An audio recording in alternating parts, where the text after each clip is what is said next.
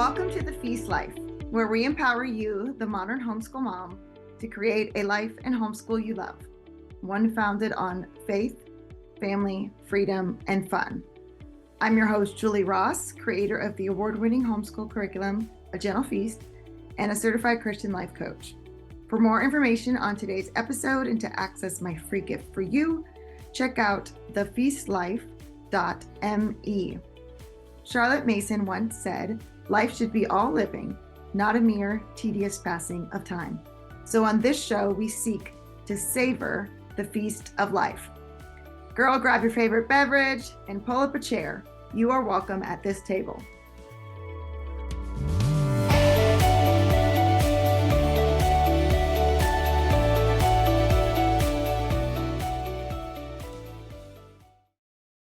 Okay. Hey everyone, welcome to The Feast Life. I'm your host, Julie Ross, and I am here today with the beautiful Leslie Martino. Hey, Leslie. Hello. I'm so excited you're here to talk about your new book, The Joy of Slow. So thank you so much for coming on today. I'm so glad to have you. Thank you so much for having me. I'm really excited to be here. Yes. So before we jump into your book and hear all the things, because I really can't wait to jump into this conversation, can you just give everyone just a brief lowdown of Leslie's world? Yes. So my world includes my family, my kids, my husband. We live in Central Florida, and my kids range from, I have 4 kids, and they range from 10 to 14. And we have been homeschooling since the very beginning. They don't know any other setting.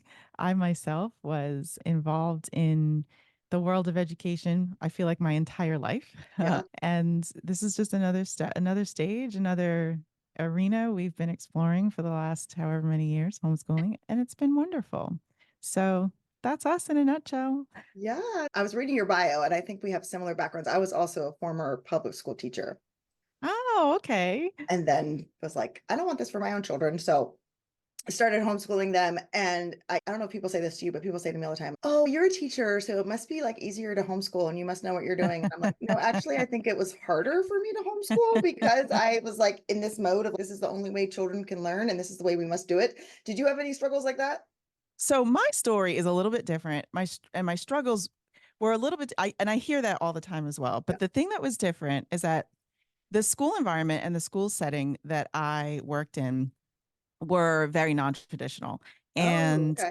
Awesome. so it was about hands-on learning and small size classrooms. We had mixed age classrooms, and it was Wow. it was part of the like small schools movement. We lived in New York City at the Okay. time. That's where I was teaching.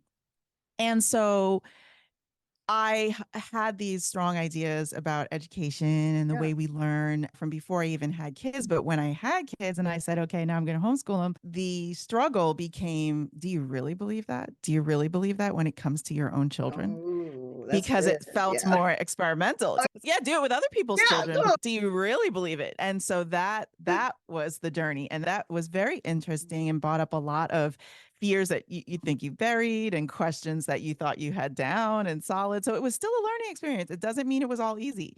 But yeah, so that I think that's so important. I think it's so good for people to hear this because it's, oh, I must be doing something wrong because no, all of us homeschool all moms of who've been us. doing it for a long time tell you it is all a journey. We all were figuring this out. Exactly. And I bet you if you sat many a school teacher down, you probably agree with me. We would all probably admit that you don't always feel like you know what you're doing either.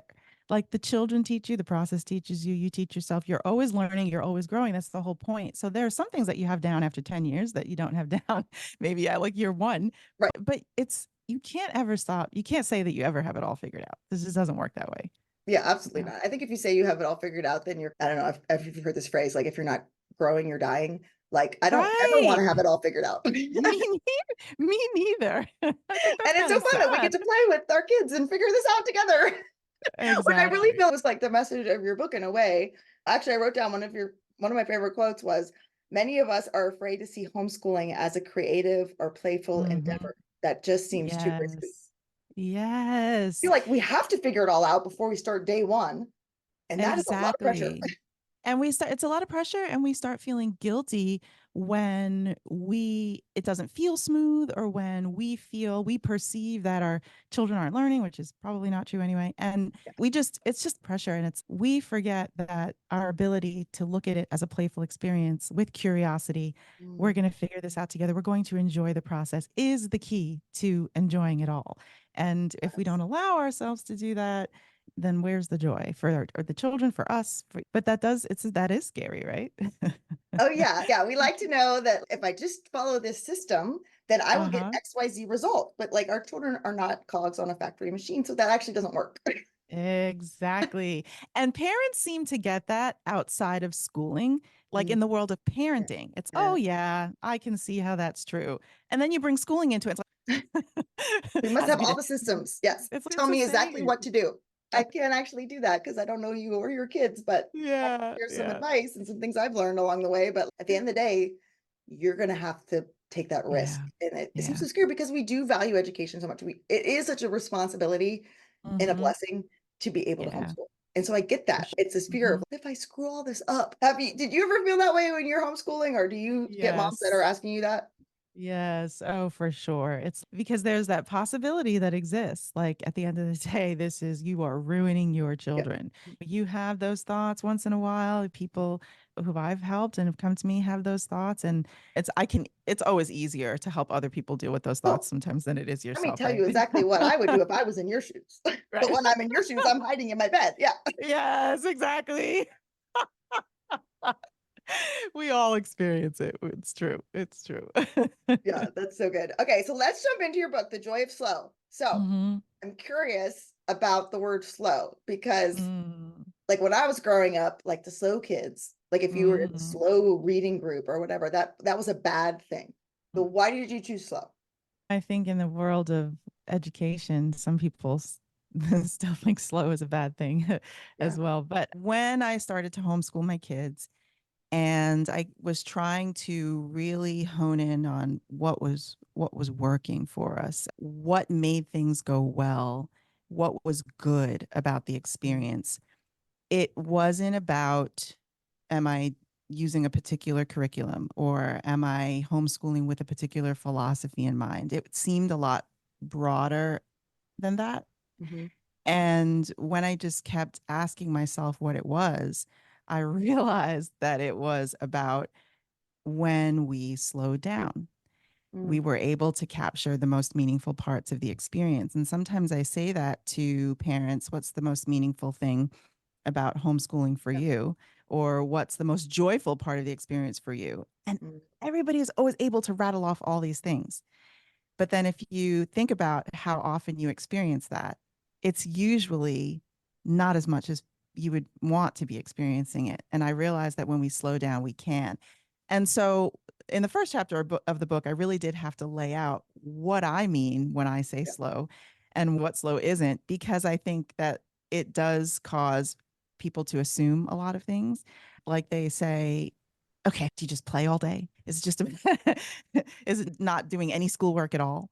And it incorporates so much more than that. And I talk about things like homing in on your values and adopting a practice of doing what's meaningful, and wanting to build roots with your children that are deep, deep roots, not just wide roots. It's not about covering all the things or all the curriculum. Are we going deeply into the things that we're learning? And are we studying things in a way that, are we studying something that you're, at least one thing that you're passionate about, yeah, that you can even talk about with that sort of depth? I talk about things like whether it is you're using curriculum or not, doing some natural learning or using curriculum. Are you valuing that deep understanding over shallow mastery? Are you uh, is it an environment where it's about doing fewer things better, not doing all the things, but doing fewer mm, things better? It's not about overwhelm, and building knowledge, and the process of building knowledge, and respecting that process, and realizing that it's a process. The process is the whole point. Sometimes yes, we think that it's the end goal. It's about yes, what you end up learning, what you learn, what you know at the end.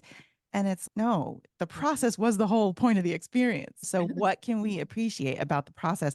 And all of these things, I think you need to slow down in different ways.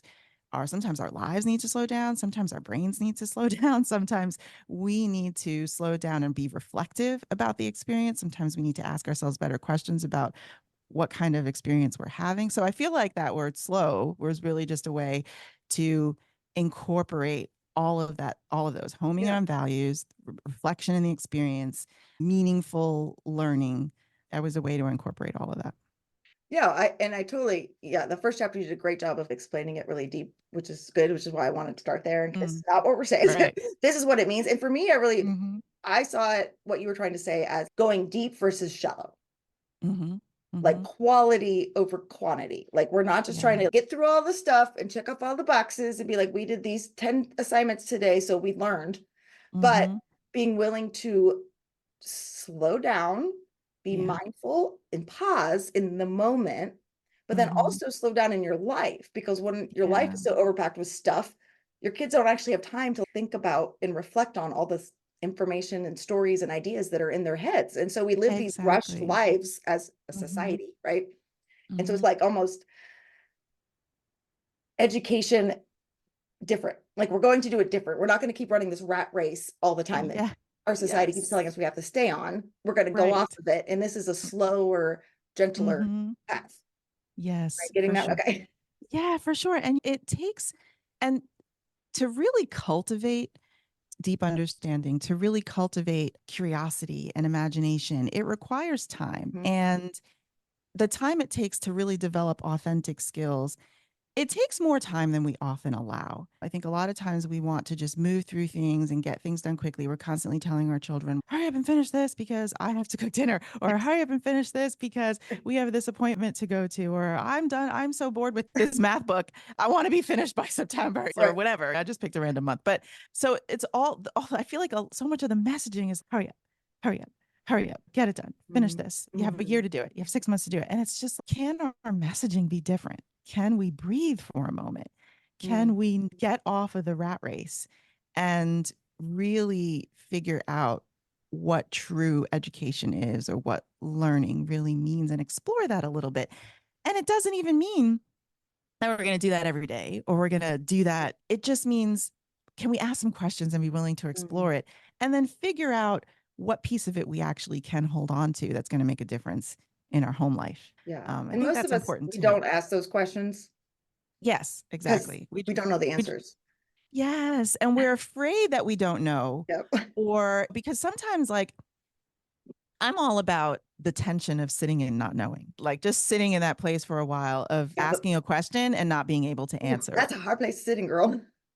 Yeah. Yeah. It is, and I Yeah. think that scares people a lot, Uh-huh. but I like doing it because I've done it enough that I Yeah. know what it yields. And Mhm. it's not that I know that when I do that in exactly 1 week, I'm going to have an answer, or exactly 1 month. But if you allow yourself to not know and to appreciate the process of getting to know or figuring something out, Mhm. there's so much more learning that happens in that place than, I don't know, I'm not even willing to think about it or explore how this could be better. And you just keep doing the same thing that wasn't working, and you don't even allow yourself to be open to any new possibilities, to anything new, to a new way of doing things, and not even realizing that on the other side of not knowing could be like something that's really life-giving in a way that it's not now. Yeah, that is such a good point. And I think we have to be willing to sit in that tension if we want our children. Some Mm-hmm. people might not want their children to sit in that tension. We just want them like, here's all the things you need to know, and here's why you need to know it, and here's the things that I believe in. You must know these things. But if you Right. want to develop like critical thinkers, they have to actually be willing to sit in the tension too, and not expect you to have all the answers and solve all their problems. Exactly. And we say these lovely things. We Oh want our yeah, children right. to be critical thinkers, deep, lifelong learners. And then it's okay. What does that really mean? What does it take to really get there? What kind of experiences are we really willing to give? Sometimes they don't line up. Yeah, that's a very good point. I love that. Okay, so we talked about slow. So let's talk about joy. Yeah. Why is joy so essential to a life-giving education? Oh, the thing about joy, like I said before, that slowing down long enough to capture the joy, like what are the most joyful parts of this homeschooling experience? Um, I think that we all want to experience joy. And sometimes what we do is we try to make things fun or we try to seek out joy for the sake of joy without realizing that joy is connected to something so much more meaningful. We're more likely to find joy when we're living a meaningful life. And when our lives are full of experiences that hold intrinsic value for us. And that's something that only you can define and only you can label for you and your family because it's meaningful for you. And in the end, we're slowing down to be more balanced, and that having balance allows us to make better choices, to eliminate things we need to eliminate, to incorporate things we need to incorporate, but better choices for ourselves and our families that are not just sensible, like they don't just make sense to everybody. They make sense to us because they're meaningful to us. So I feel like joy is so connected to what's meaningful and what's valuable because we all live with a set of values. And we can experience joy when our lives are aligned with those values. A lot of times we say that something is a high value, and then we do something completely different. And we set up our lives to not even be in accordance with what we're saying we value. And it's like the two have to align. So we have to like really figure that out first. So we can't just use someone else, adopt what someone else thinks is another family's values and say, yeah, that sounds good. We can't do that. We really do have to consider it and think about it. And sometimes we might think we are, but when you see the things that you're like, sometimes I would have, sometimes earlier on, I would have these days where at the end of the day, I was just feeling like, oh, like, why does this feel so hard? Like, why am I not even enjoying this? And then I would think about some of the interactions I had with my children that day, even some of the things we were actually doing and calling school that day. And I realized these are not even things that I value. And I'm not saying, and when I say that in terms of like interactions, I was having interactions. I'm not saying I didn't value my children. I'm saying it's not how I wanted to be with my children. I value You deep weren't showing up in connection. the way that you valued.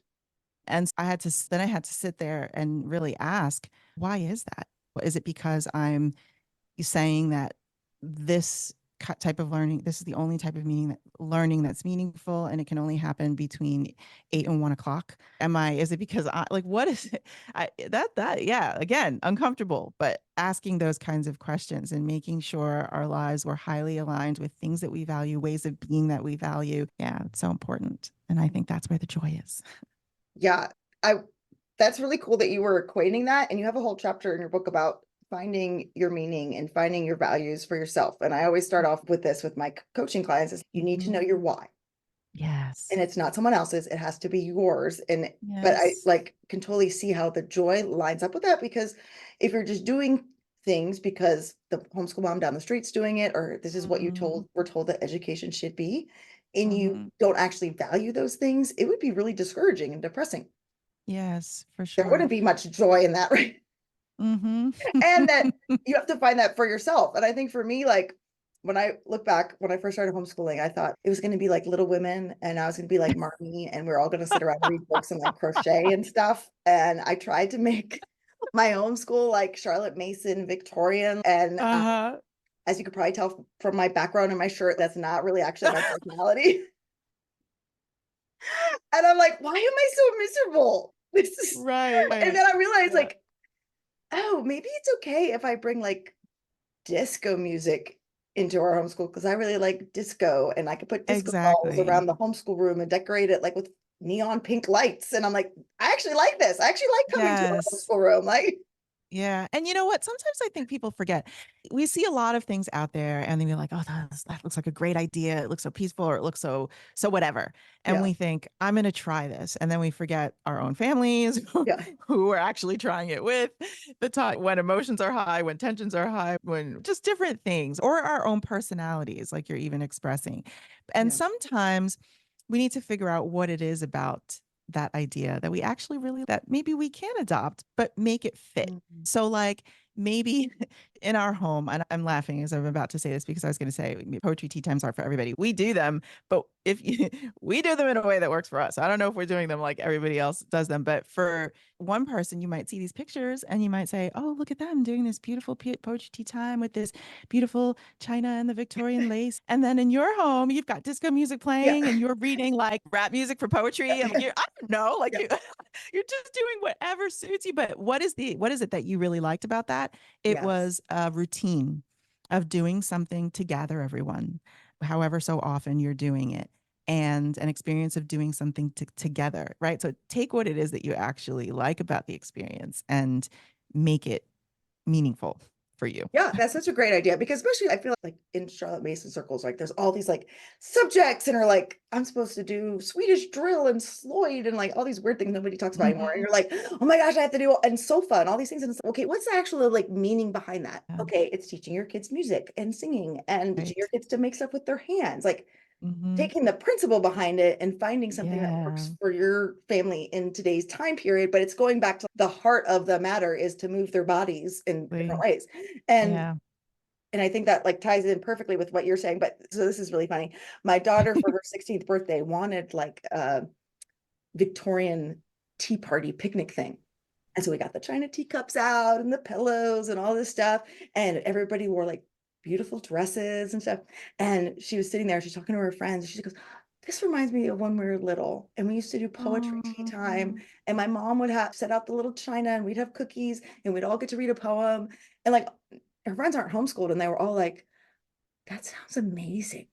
What an amazing childhood you had. And it was like so cool for like me to hear that and be like, but again, it's what was meaningful was the memory, like the time and doing the routine, doing something over and over again. So it becomes part of your family culture. Yes. Rather than just, oh, one-off thing or one-off thing. I love what you said too about like joy isn't fun.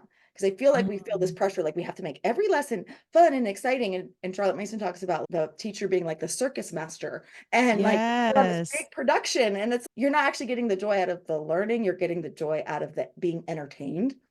Exactly. Yeah. Exactly. And everything, and sometimes we have this idea that everything has to feel fun with this big adrenaline rush at the end of it. When you're thinking about joy as being aligned with what's meaningful and aligned with your values, then that means that you're going to say, you're probably going to experience a lot of joy when you're just sitting side by side with your kid and he finally gets a math concept that you have been working really hard on for the last 3 months, and you got it at a moment where there were no tears and you two were deeply connected and you were like, you felt it was a highly relational moment. That's probably like, if that's what you value, that's probably going to be like, oh, that was joyful. Was it fun for your kid? Maybe not. Was it fun for you? I don't know. It's not about fun. Sometimes it can be. Sometimes it can be. Yes, that is such a great distinction. So parents who are like, and I think people are asking these questions more and more. I hear from people like we now are all well aware that the traditional modern industrialized education system is not working. So what can we do different? What does that look like? And it's again, it's having those uncomfortable conversations and thinking through these big ideas. But if someone's like considering, okay, I want to do something different. How can I actually slow down? What does that actually practically look like in my homeschool on Tuesday? Yeah. Oh, that could be so many things. Yes, right. Loaded question. Yeah. Because one of the things that I hope people walk away from this book understanding is that when you think, okay, what are my big takeaways from this book? How might I go and really incorporate this idea of slow into my own life? It will never look the same as mine or the next person, because my own experience doesn't even look the same day to day. If you said to me Monday, Tuesday, Wednesday, Thursday, whatever, how did you incorporate the idea of slow? I might tell you some of the same things when it comes to routine. If that's an element that I'm using to invite that idea of slow, really a scaled back routine, then that's something that might appear daily. But on Monday, it might have been really embracing deep connection. On Tuesday, it might have been really exploring personal interests and self-directed learning with my kids. On Wednesday, we could have been using our social studies curriculum, and it was all about asking questions and curiosity and going deeper in this unit study. On Thursday, it could have been, and that I'm not saying we weren't doing anything else those days, but those are the moments where I saw that idea of slow really coming in. So that's what I mean. Like, it's more than just theories and philosophy, and it's not going to look the same for everybody doing it. And even in your own days, there's different parts to explore every day. It doesn't always have to be the same, or every year you can say, you know what, I've read this book, and this idea of being out in nature, Yes. we are going to spend a whole year exploring that. That's how we're going to explore this idea of slow. And maybe you never even think about the other things that I've talked about in the book. But even just inviting in one element, what does it cause you to do? Slow down and reflect and home in on what's meaningful. That's the point. Yes. And I love that too, because that's not overwhelming, right? You're not having to redo everything. Okay. Like, Exactly. One thing, incorporate it, try it, see if that resonates with your values and what you find meaningful. So what are some of those elements? You mentioned nature and self-directed learning. Yeah, for sure. I have learned, for us, one of the key elements is that self-directed. So I have this whole chapter on self-directed learning and that element. And then in the very next chapter, I did this on purpose. I talk about curiosity and spontaneity and surprise and wonder, but all of that built into, no matter what you're doing, even if you're not talking about self-directed learning, maybe you're using curriculum, or maybe you're doing unit studies, or maybe so there's elements of, so it's about playing with timing and learning. So when I think about curiosity and when I think about spontaneity, those are all like, curiosity is like allowing the imagination and the thought life to really linger somewhere. There's time involved in that. Spontaneity, that feels a little quicker to me. But I do bring in the idea about how spontaneity actually does involve some planning in instances, and about making space for certain things to happen. So making space for going deeper in something, making space to spontaneously decide to go and visit somewhere maybe that you've read about or explored about, or go see an art exhibit, making space for just stillness and not having a plan, making space for your children to be able to explore their own interests deeply. So those are some of the other elements that I bring in. Yes, I talk about nature, and I can't separate growth and learning from a like, to me, there's a connection to place and where you are in the world, and nature is a part of that. And so that's a big element in there as well. I hope I'm remembering them all. Goodness.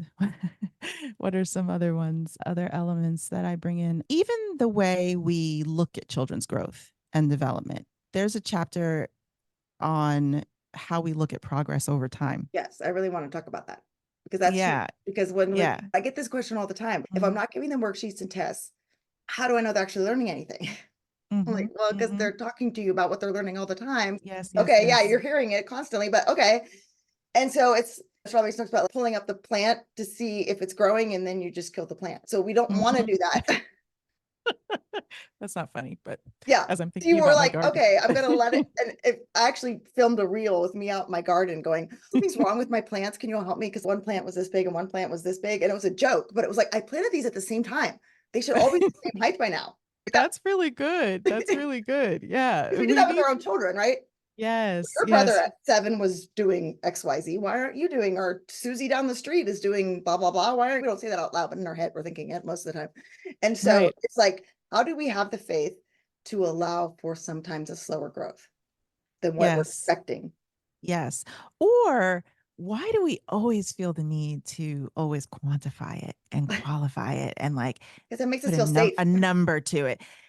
Yeah. Like, how about that aspect of it? And I'm not saying there's anything wrong with tests, because some parents like them, some parents use them, but sometimes we tend to rely on the methods that traditional education use, because that's what we know, that's what we remember, that's what we experience. We can't possibly imagine any other ways that you can look at a child's growth or look at or taught what a child knows.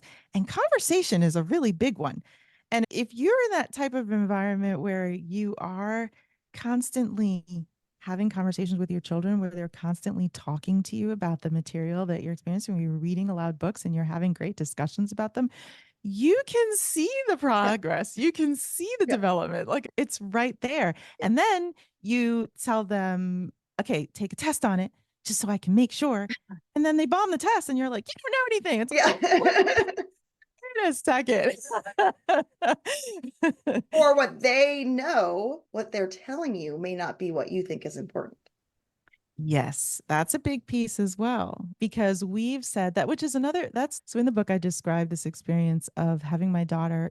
We do a lot of self-reflection where Yes, I love that. the kids are there, the kids are reflecting on their own growth and their own development. So I tell about this one experience where my daughter was doing this self-reflection about her writing growth, and she had this particular piece of writing that she was looking at as she was doing the reflection. And she was telling me in this reflection how she wanted her work to be read. Okay. Like she was telling me that in this beginning, she was working on this scene with these characters where it was like, it felt like a bang of a moment. And then little elements and pieces were revealed because there were characters that she was bringing in I mean, it was like, it was beautiful. And it was like the work, this is what fiction, she was a piece of fiction that she was writing. And this is like real stuff. She was working on some hard stuff that's challenging to get in fiction writing. And I thought about that and I was like, if I had never had that conversation with her, if she had never done that reflection, and I was just sitting there saying, your intro did not have 5 paragraphs, or you did not capitalize the first word of every sentence, I would like, that's what I would have been measuring for.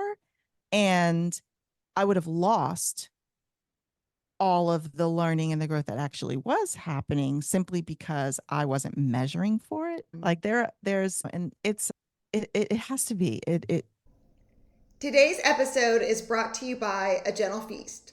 A Gentle Feast offers a complete living books curriculum, an award-winning early reading program, and more tools to equip you to apply Charlotte Mason's timeless philosophy into your modern homeschool. Go to agentlefeast.com to check it out. Smooth and easy days are closer than you think.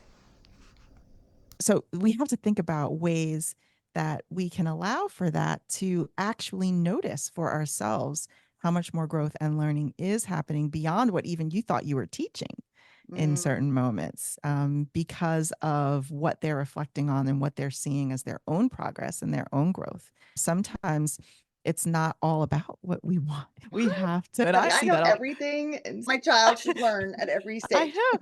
It would be so much easier if that was. I see that a lot when it comes to the interest that my children explore, because a lot of times they'll set out and they'll just be really passionate about something and they'll tell me all their ideas. And because I'm like passionate about mentoring them, I'll be like, oh my gosh, you should do this and you should do this and you should do this and you should contact this person. Oh my God, I know this scientist you should write to. And they'll just sometimes be like, that's great, but that's not what I want to do. That's not the, and they'll decide to do something different, or they might take one of your ideas, or they might have a whole other plan about, and at that moment it's which is more important. And if you have a true relationship with your child and a mentoring relationship, they are going to listen to your advice and they are going to think about your ideas. But it's not about making a checklist and being like, do this and this and that will be a project. And it's like, I'm so glad you want to learn about this. I have created a whole unit for you. Exactly. And these are the 10 things you're going to do in it. Doesn't this sound fun?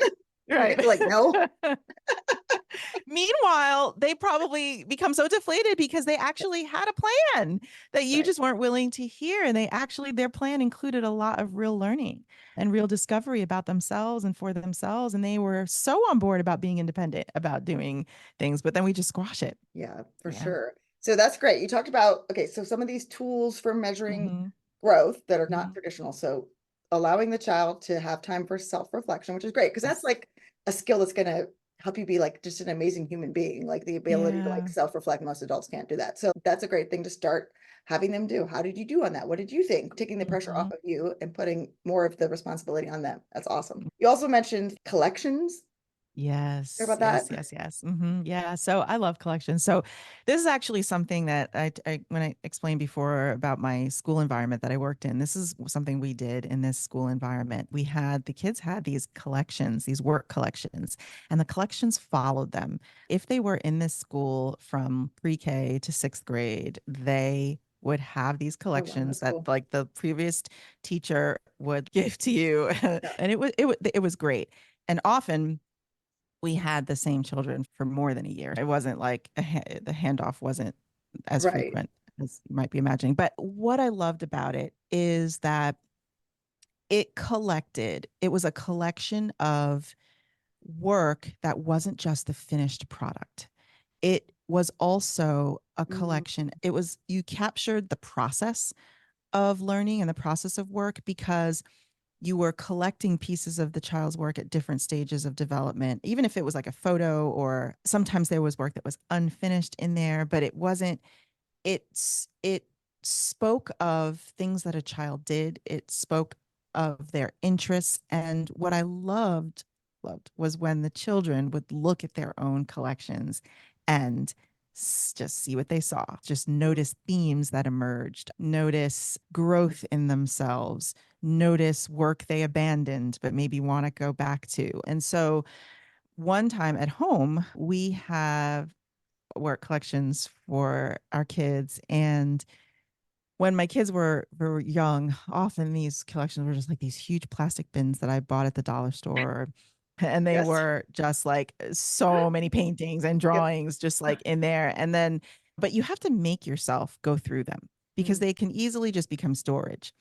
right. And so my daughter we carve out parts of the day where we're just going to really explore interests and passion. So it was like the time of the day. My kids were younger and my daughter was just like, I don't know what I want to do. I don't know what I want to work with today, or I'm giving all the suggestions. Do you want Yeah. to do this? I don't know. And I was like, well, let's pull out your work collection. I'll never forget, pulled out this bin, and she was so excited because she got so excited to look at her own work. And she was just laying out these pieces. And I had walked out of the room for a little bit and I came back and she had categorized all of the paintings. I was Mm. like, what are you doing? And she said, Mommy, did you notice that I draw a lot of nature scenes? And I was like, I had noticed that. And I was like, but tell me more about what you're noticing. And she was like, forget what I'm noticing. I'm really connected to nature themes and I don't know enough about birds. I really Mm. need to know a lot more about birds. And it was just like, I don't even know all of the thought Yeah, process that was like right. happening in her mind, but she just locked onto birds. It became an obsession for the next few years to the point that she is 14 now and she is still our resident bird nerd. Yeah. And this was like You don't back need from the when Merlin app. You got her, right?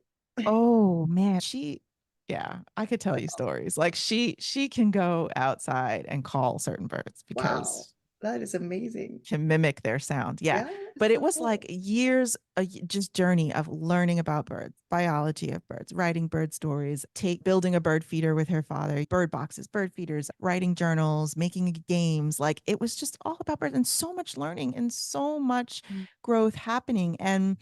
And I'm saying all that to say that she discovered that passion and she discovered that interest just by looking at a collection of her work.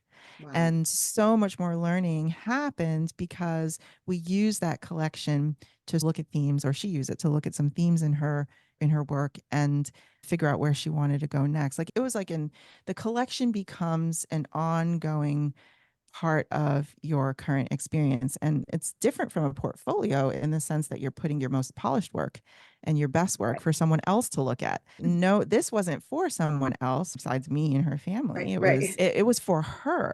And it was a collection of her work that wasn't necessarily polished, wasn't necessarily her best, but just what she did, what she put her hands on, what she put her mind to, and just having a way to collect it all and look back and reflect on it.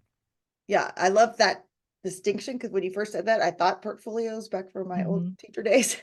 Right, And right. that if we really want our kids to get the message that education is not a means to an end, education is the end, we have to value the messy.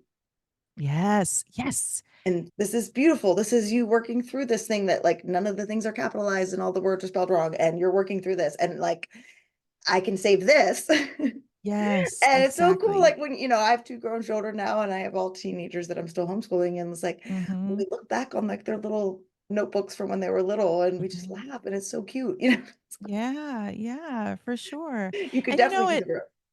for sure. And when it comes to some of those self-directed interests that my kids like to pursue, they especially as they get older and they feel a real Yes. need to do it, they are documenting their own process.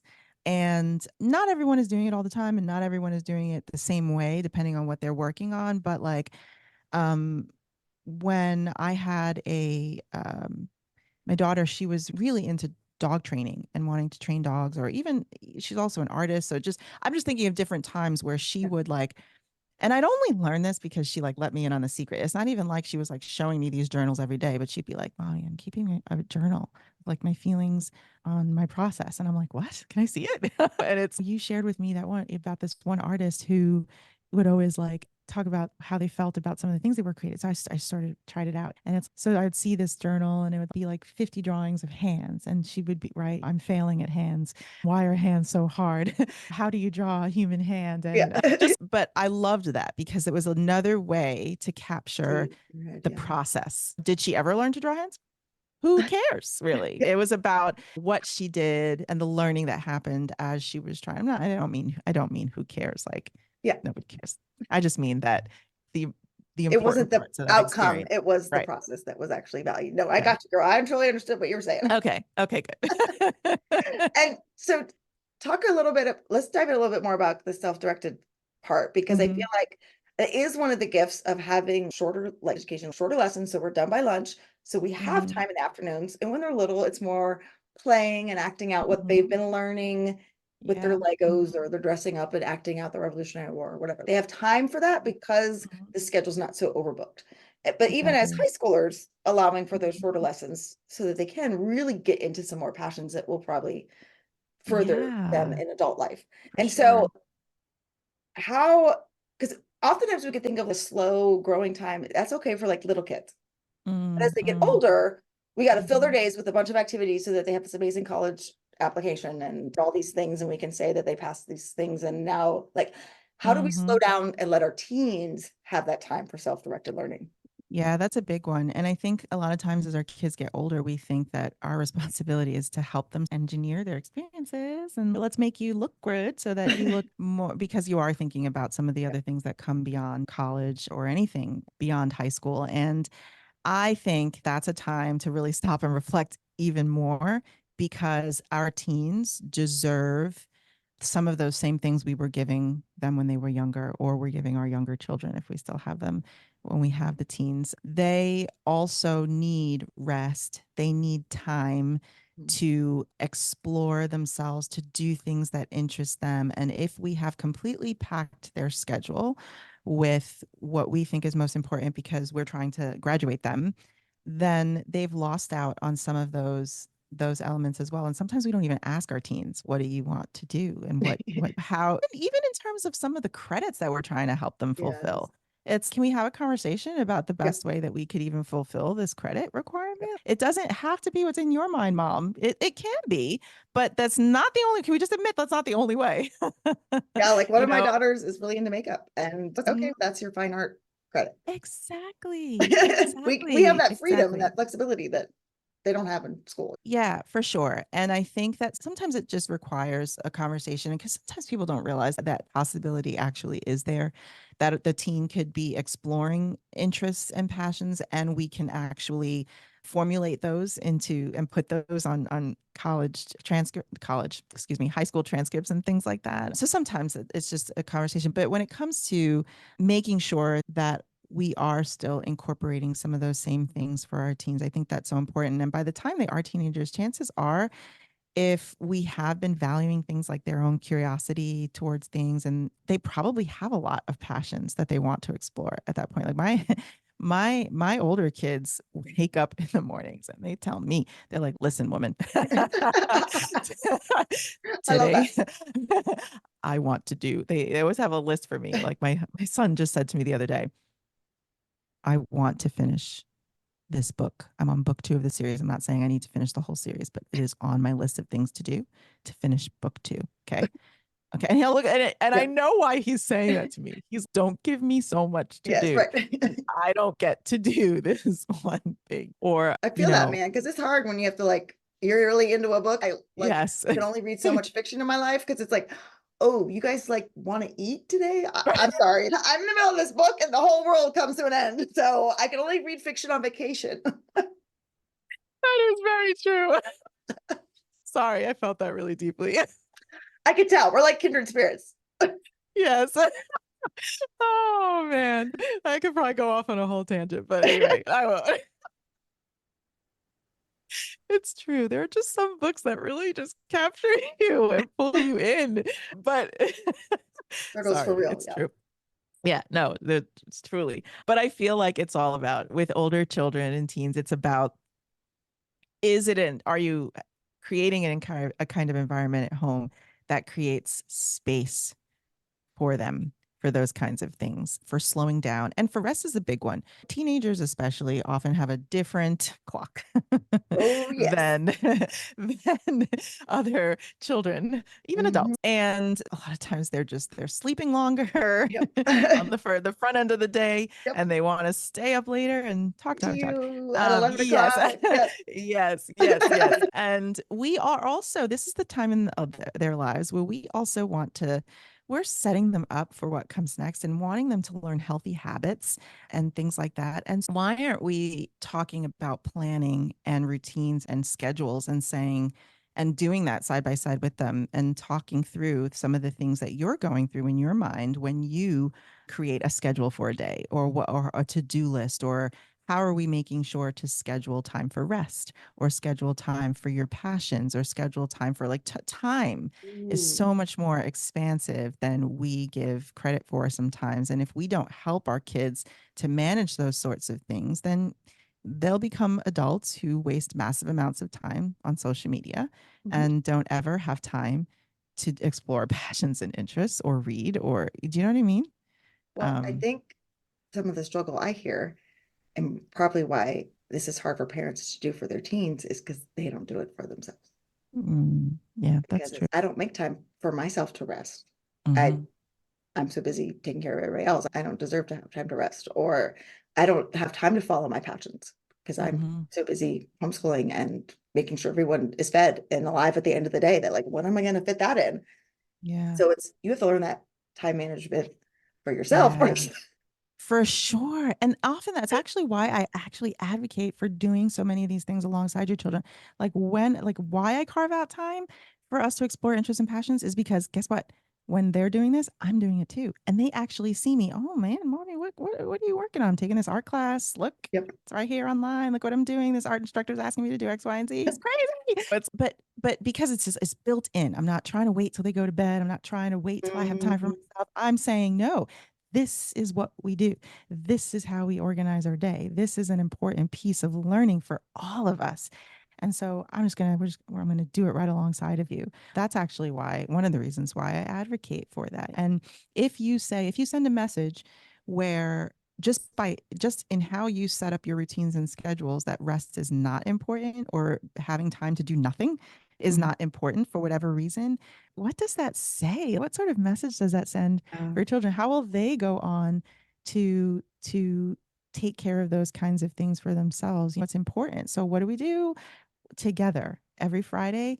It fills me up, and my kids have come to love it. But I did it because that's a whole nother conversation. But on Fridays, we go hiking. I love that. Yeah, we spend time outdoors, and to me, that's very restful. I'm laughing because I'm thinking about, we just came back from a big family vacation. Yes, I saw that on Instagram. Yeah, that's awesome. We went to Utah and we toured the national parks. Now, when I say I love hiking, there were some days we were hiking like 12 miles, and my husband was like, "Listen, this was not a vacation. This was a hiking trip." Those are two different things. But I was like, for you. And he was he fully recognized that. He was like, I get it. This was all you. Because for me, that was so restful. That is awesome. I'm going with 1,000 hours outside to Moab. Oh, that's so amazing. I've never been, but your pictures on Instagram looked incredible.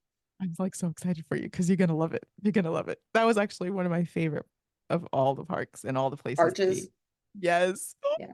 I want to go back. That's so great. But see, Leslie, you are just a ball of light and energy right now. Oh, because you're talking about something that I is know. passionate for you and lights you up. And this is what I love that you just said.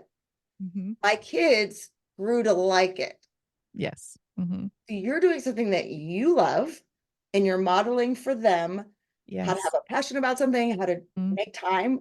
I mean, I'm sure it was Mm-hmm. like a big cost. Like you have to make time, you have to make money, you have to be intentional with your life choices.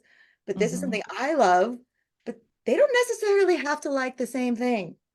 Yes. And you know why? And that's why I say slowing down is about finding that balance. Yeah. It's finding a balance between exploring the things your kids love, doing things that you love, because you're doing it and you want them to see that for different reasons, right? You want them to see passion, but you have to make time for Right. all of it. So it's just taking a breath and allowing it's if the balance is what you're after, then you're not going to, then that means, yeah, then 4 days a week you might be doing this and one day a week you might be doing this, but you're not going to feel bad on the one day of the week that you're not doing the other thing that you were doing the 4 days a week because you actually want to do the one thing. It's balance, and you're not going to feel guilty and beat yourself up because you've created something that you feel is balanced. That doesn't mean you're doing everything perfectly, because balance is a little more tricky than that. You find balance in a way that doesn't always feel perfect. Yeah. Sorry, just got really charged up about that. No, I love it. Get on the soapbox. Yes. Preach it. We need this, right? Yes. If you are doing what you value and you're making time for it, then you don't have to feel guilty that you're not, because Yes. you are doing those other things. And Mhm. then you're taking this time for what matters. But if you're just like every day kind of goes by the wind and you might do this and then you might do that, but you've never really Mhm. thought ahead about any of it. And then you're burnt out and you're Yeah. exhausted and you're like, I'm not doing anything I like. Right. Exactly. Yes, you have to be intentional. Exactly. So key. Yes. So I could probably talk to you for another 17 hours, but our kids I probably know. want to eat dinner. Just to This include. is Okay, true. so was there any other encouragement or words that you wanted to make sure that you told the parents about this concept of finding the joy in slow? I would just say it is possible to have a joyful experience. Remember that joy is about aligning what you're doing with something that's meaningful, aligning that to your values. And so don't be afraid to ask hard questions. Don't be afraid to ask yourself why you're doing what you're doing and to explore how it could possibly be better. And that doesn't mean that it doesn't have to be all or nothing. The idea is that I would encourage you to slow down to find one, just one meaningful thing that you can hold on to, and that's going to breathe life for you and your family. Because the joy in the end is what everybody is going to remember. No one is going to remember the algebraic equation that you taught on Tuesday. Everyone is going to remember the joy that you experienced. Yes, yes. And having adult children, I can definitely say that Yes. is 100% true. They won't always remember every lesson, I heard someone Mhm. say, and I wish I could Mhm. know who say it so I can give them credit, but they will not remember every lesson, but they will remember how they felt. Yeah, that's And fun.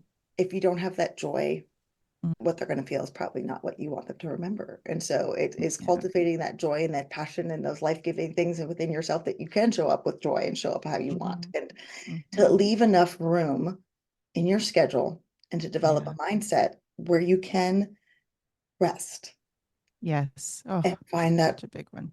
Mhm. and breathe, because we put And so much breathe. pressure on ourselves that we can't Yes. even breathe. And then we wonder why we're so Mhm. tired because you haven't breathed all day.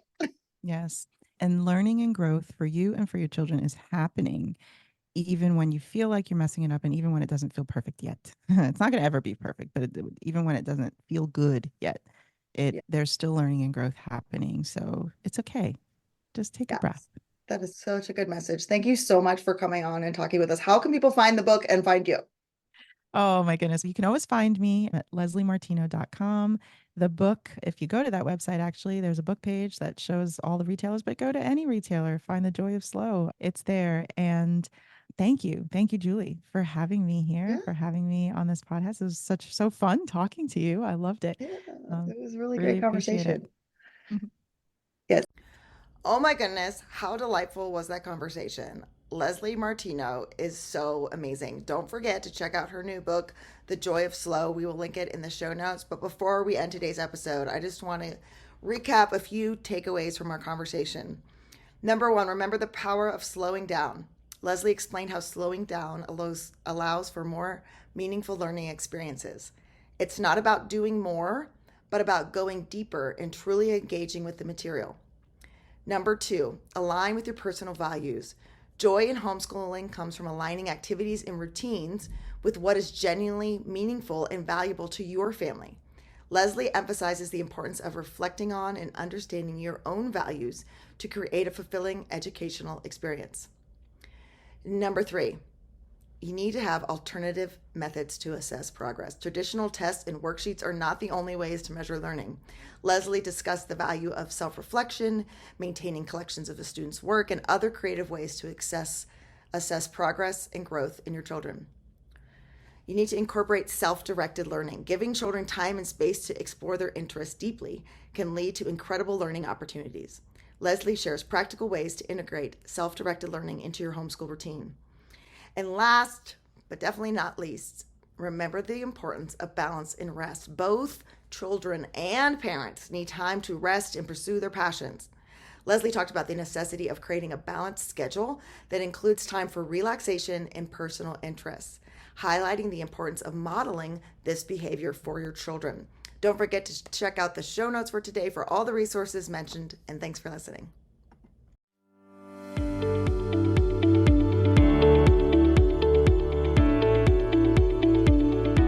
Hey there, Julie Ross here. I just wanted to say thank you for listening to today's episode. If you like this show, it would mean the world to me if you would leave a positive review in iTunes. This really does help people learn about the podcast. And each month I will pick a winner to receive a free gift. Don't forget to check out all the free resources we created for you at thefeastlife.me. Thank you.